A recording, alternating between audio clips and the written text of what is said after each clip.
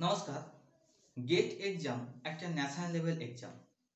এই এক্সামটা সাধারণত ইঞ্জিনিয়ারিং স্টুডেন্টের জন্য খুবই গুরুত্বপূর্ণ একটা এক্সাম। যারা ইঞ্জিনিয়ারিং ডিগ্রি করছে তারা জানে তাদের কাছে এই এক্সামটা কতটা গুরুত্বপূর্ণ। কিন্তু যারা অনার্স সাবজেক্ট নিয়ে পড়াশোনা করেছো তাদের কিন্তু অনেকেই জানে না যে এইরকম একটা এক্সাম হয়ে থাকে, যার মাধ্যমে কিন্তু তারা অনেক সুবিধা পেতে পারে। ইঞ্জিনিয়ারিং স্টুডেন্টরা তো সুবিধা পাবেই, কিন্তু অনার্স যারা করছে তারাও কিন্তু তিনটে সুবিধা পাবে। এই একটা এক্সাম দিয়ে কিন্তু তারা তিনটে সুবিধা পাবে। যদি তারা চায় এই এক্সাম দিয়ে হায়ার স্টাডি করতে পারবে, যদি চায় তারা এই এক্সাম দিয়ে কিন্তু তারা চাকরিও করতে পারবে, এবং তারা যদি চায় তারা কিন্তু পিএইচডিও এই একটা এক্সাম দিয়ে করতে পারবে। তো বুঝতে পারছো যে ইঞ্জিনিয়ারিং স্টুডেন্টের জন্য এক্সামটা কতটা গুরুত্বপূর্ণ। তো আজকে আমি গেট এক্সাম নিয়ে আলোচনা করব। আজকে ভিডিওর বিষয়বস্তু হচ্ছে গেট এক্সাম। তো চলো ভিডিওটা শুরু করা যাক। যারা আমার চ্যানেলে নতুন তারা অবশ্যই আমার ভিডিওটা দেখো এবং ভালো লাগলে শেয়ার করো। প্রথমেই আসি, গেট এক্সামের ফুল ফর্ম হচ্ছে graduate aptitude test in engineering. তো নামের মধ্যেই ইঞ্জিনিয়ারিং কথাটা রয়েছে, তাহলে বুঝতেই পারছো স্পেশালি এক্সামটা কিন্তু ইঞ্জিনিয়ারিং স্টুডেন্টের জন্য। এটা একটা ন্যাশনাল লেভেল এক্সাম। এই এক্সামটা কন্ডাক্ট করে থাকে 7 আইআইটি এবং আইআইএসসি। তোমরা জানো আমাদের দেশে প্রায় 23টা আইআইটি রয়েছে। আইআইটির ফুল ফর্ম হচ্ছে ইন্ডিয়ান ইনস্টিটিউট অফ টেকনোলজি। এই আইআইটি হচ্ছে ইঞ্জিনিয়ারিং স্টুডেন্টের জন্য কিন্তু সর্বোচ্চ একটা শিক্ষা প্রতিষ্ঠান। এই আইআইটিতে ভর্তি হওয়ার জন্য ছাত্রছাত্রীরা কিন্তু জয়েন্ট এন্ট্রান্স মেন এক্সাম দিয়ে থাকে এবং জয়েন্ট এন্ট্রান্স অ্যাডভান্সও দিয়ে কিন্তু এই আইআইটিতে ভর্তি হতে পারে। তো আইআইটি আজকের ভিডিওর বিষয়বস্তু নয়, তো বেশি ডিটেলসে আমি যাব না। এবং IISc Indian institute of science, এটা হচ্ছে দেশের মধ্যে সব থেকে ভালো ইনস্টিটিউট, আমাদের দেশের মধ্যে সব থেকে ভালো ইনস্টিটিউট, ঠিক আছে। তো এই 8টা ইনস্টিটিউট কিন্তু গেট এক্সাম কন্ডাক্ট করে থাকে। প্রতি বছরে কিন্তু রোটেশন অনুযায়ী যে কোনো একটা ইনস্টিটিউট গেট এক্সাম কন্ডাক্ট করে। যেমন 2024-এ গেট এক্সাম কন্ডাক্ট করবে আইআইএসসি, এবং 2023-এ কিন্তু কন্ডাক্ট করেছিল কিন্তু আইআইটি কানপুর করেছিল, ঠিক আছে। এইরকম ভাবে কিন্তু এই 8টা ইনস্টিটিউট রোটেশন অনুযায়ী কিন্তু এক্সামটা কন্ডাক্ট করে থাকে। দ্বিতীয় নম্বর আছে যে যারা ভাবছে যে গেট এক্সাম দেবে, তো তাদের কোয়ালিফিকেশন কি লাগবে। প্রথমে আসি ইঞ্জিনিয়ারিং স্টুডেন্টের জন্য, যারা ইঞ্জিনিয়ারিংয়ে গ্র্যাজুয়েশন করছো, বিটেক করছো বা বিই করছো, গ্র্যাজুয়েশন ডিগ্রি করছো, তারা এই এক্সামটা থার্ড ইয়ারে পড়া চলাকালীন কিন্তু এই এক্সামটা দিতে পারবে, এবং ফোর্থ ইয়ারেও কিন্তু এই এক্সাম দিতে পারবে। কেউ যদি ইঞ্জিনিয়ারিং কোর্স কমপ্লিট করে নেয় একদম, তারপরেও এই এক্সামটা দেওয়া যাবে।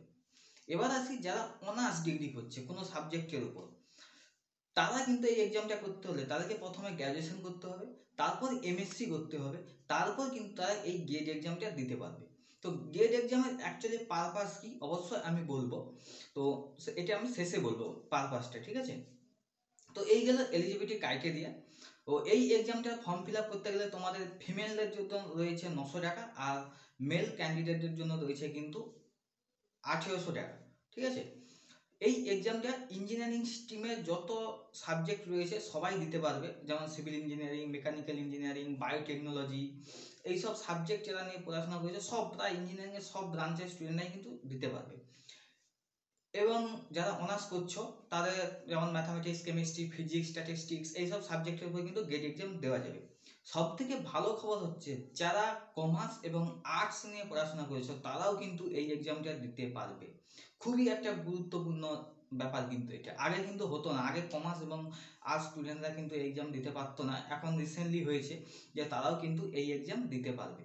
এক্সামটা প্রতি বছর হয়ে থাকে, এবং এক্সামের কোশ্চেনে যে নাম্বার থাকে সেটা 100 নাম্বারে তোমাদের পরীক্ষা হয়ে থাকে, এবং 65টা কোশ্চেন থাকবে। 3 ঘন্টার পরীক্ষা, অনলাইন পরীক্ষা হবে, এবং অবশ্যই এখানে কিন্তু নেগেটিভ মার্ক রয়েছে। সব থেকে আশ্চর্যের বিষয়, এই এক্সামে কোয়ালিফাইং মার্কস কিন্তু 25 রাখা হয়েছে, 25। তোমরা যদি 25 মার্কস পাও তাহলে কিন্তু এই এক্সামটা পাস করবে। তাহলে বুঝতে পারছো এক্সামটা কতটা কিন্তু কঠিন হয়ে থাকে। তো তোমাদের এখানে একটা জিনিস বলে রাখি, যদি তোমরা 25 পাও তাহলে কিন্তু খুব একটা কাজের হবে না। তোমরা যদি একটু ভালো নাম্বার পাও তাহলে কিন্তু তোমাদের কাজে আসবে কোনো ইনস্টিটিউটে ভর্তি হতে বা চাকরি পেতে। চাকরি পেতে বিশেষ করে কিন্তু চাকরি পাওয়া, এই এক্সামটা দিয়ে যদি কেউ ভেবে রাখো যে চাকরি পাবে তাহলে কিন্তু তাহলে ভালো নাম্বার কিন্তু আনতে হবে। এই এক্সামের যে মেন পারপাস সেটা নিয়ে এবার একটু আলোচনা করি। প্রথমে বলি ইঞ্জিনিয়ারিং স্টুডেন্টরা কেন এই এক্সামটা দেবে। 1 নম্বর কন্ডিশন, এই এক্সামটা দিয়ে তারা গ্র্যাজুয়েশন করার পর পোস্ট গ্র্যাজুয়েশন ডিগ্রি করতে পারবে। যে কোনো সরকারি ইনস্টিটিউট থেকে আইআইটি, এনআইটি, আইআইএসসি বা স্টেট লেভেলের যত সরকারি ইনস্টিটিউট আছে তারা কিন্তু কম খরচে এই এক্সাম দিয়ে কিন্তু তারা এমটেক করতে পারবে বা এমটেকের মতো যেসব পোস্ট গ্র্যাজুয়েশন ডিগ্রি রয়েছে সেই সব কোর্সে কিন্তু ভর্তি হতে পারবে ইঞ্জিনিয়ারিং স্টুডেন্ট। 2 নম্বর, কেউ যদি চায় যে তারা পোস্ট গ্র্যাজুয়েশন করবে না, তারা গ্র্যাজুয়েশন ডিগ্রির ভিত্তিতে এই এক্সাম দিয়ে চাকরি পেতে চায়, তাহলে চাকরি করতে পারো।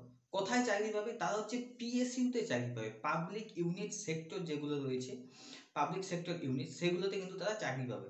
যেমন তোমরা নাম শুনে থাকবে আইওসিএল, ওএনজিসি, ভেল, ডব্লিউবিএসসিডিসিএল ইলেকট্রিক যে কোম্পানি, এইসব অনেক কোম্পানি রয়েছে, সেই সব কোম্পানিতে কিন্তু সহজেই তোমরা কিন্তু এই গেট স্কোরের মাধ্যমে কিন্তু চাকরি পেতে পারবে এবং সব কিন্তু ভালো ভালো কোম্পানি। এগুলো হচ্ছে আধা সেন্ট্রাল গভর্নমেন্ট আর আধা কিন্তু প্রাইভেট, ঠিক আছে, এটা তোমাদের মাথায় রাখতে হবে। 3 নম্বর, কেউ যদি চায় তারা কিন্তু জিআরএফ ফেলোশিপ পেতে পারে, জুনিয়র রিসার্চ ফেলোশিপ। এটার মাধ্যমে কিন্তু তারা পিএইচডি করতে পারবে, তারা কিন্তু আরও তাদের পড়াশোনাটাকে আরও কিন্তু হায়ার লেভেলে নিয়ে যেতে পারবে। এবং এই জিআরএফ পেলে কিন্তু তারা স্টাইপেন্ড পাবে, কিন্তু 31,000 টাকার মতো মনে হয় ওইরকম কিন্তু কিছু স্টাইপেন্ডও কিন্তু তারা পেয়ে থাকবে, যাতে তাদের পড়াশোনায় একটা ফিনান্সিয়াল হেল্প হয়ে থাকে। তো ইঞ্জিনিয়ারিং স্টুডেন্টের কিন্তু এই 3টে সুবিধা রয়েছে।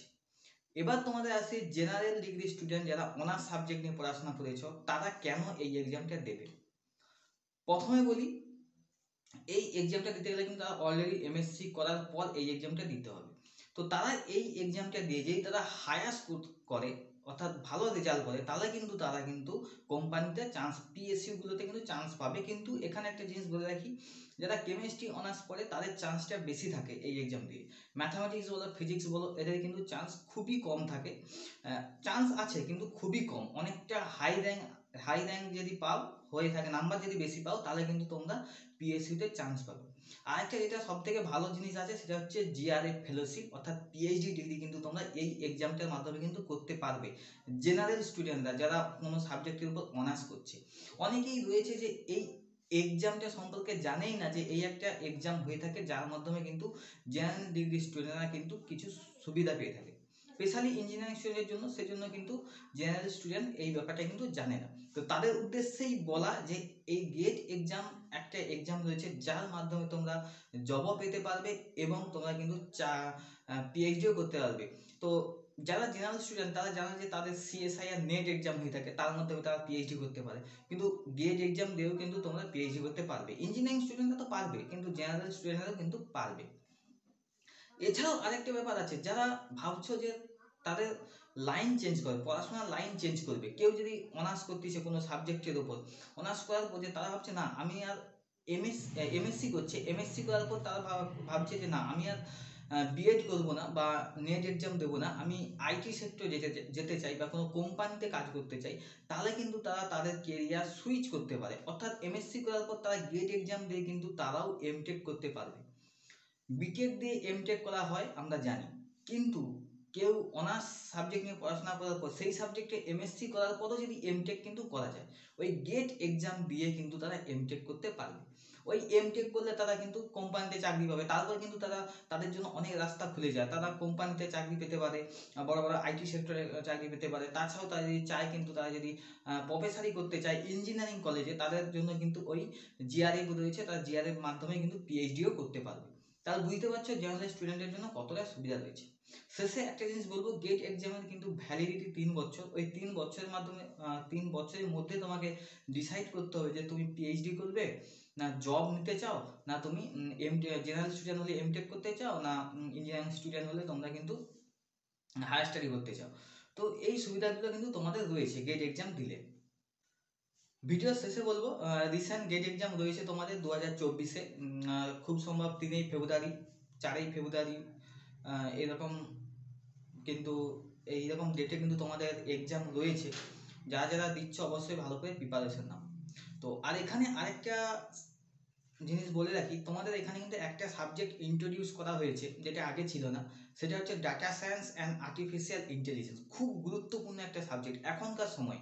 এখন তোমরা যেন চ্যাট জিপিটি এসে গেছে, যে যার মাধ্যমে তোমরা সব কিছু জেনে যাবে, কিন্তু সেই রকমই course data science and artificial intelligence 2024 কিন্তু ইন্ট্রোডিউস করে দিয়েছে। এই ওই সাবজেক্ট নিয়ে পড়াশোনা করলেও কিন্তু গেট এক্সাম দিতে পারবে। এছাড়াও দুটো সাবজেক্ট ইঞ্জিনিয়ারিংয়ের জন্য ইন্ট্রোডিউস হয়েছে, সেটা হচ্ছে তোমাদের দেখো আমি বোর্ডে লিখে রেখেছি, একটা জিওমেট্রিক ইঞ্জিনিয়ারিং আর একটা কিন্তু তোমাদের হচ্ছে Naval architecture and marine engineering. ঠিক আছে, তো এই দুটো সাবজেক্টে কিন্তু ইন্ট্রোডিউস হয়েছে। ভিডিও শেষ করার আগে আরেকটা কথা তোমাদের বলি, যে 7 আইআইটি, যে টপ 7 আইআইটি এই এক্সামটা কন্ডাক্ট করে থাকে, তাদের মধ্যে তারা হলো তোমাদের এখানে বলে নিই তোমাদেরকে, যে দিল্লি রয়েছে, মুম্বাই রয়েছে, গুয়াহাটি রয়েছে, এছাড়া খড়গপুর, রুরকি, কানপুর এবং মাদ্রাস। এই টপ 7 আইআইটি কিন্তু এই গেট এক্সাম কিন্তু কন্ডাক্ট করে থাকে।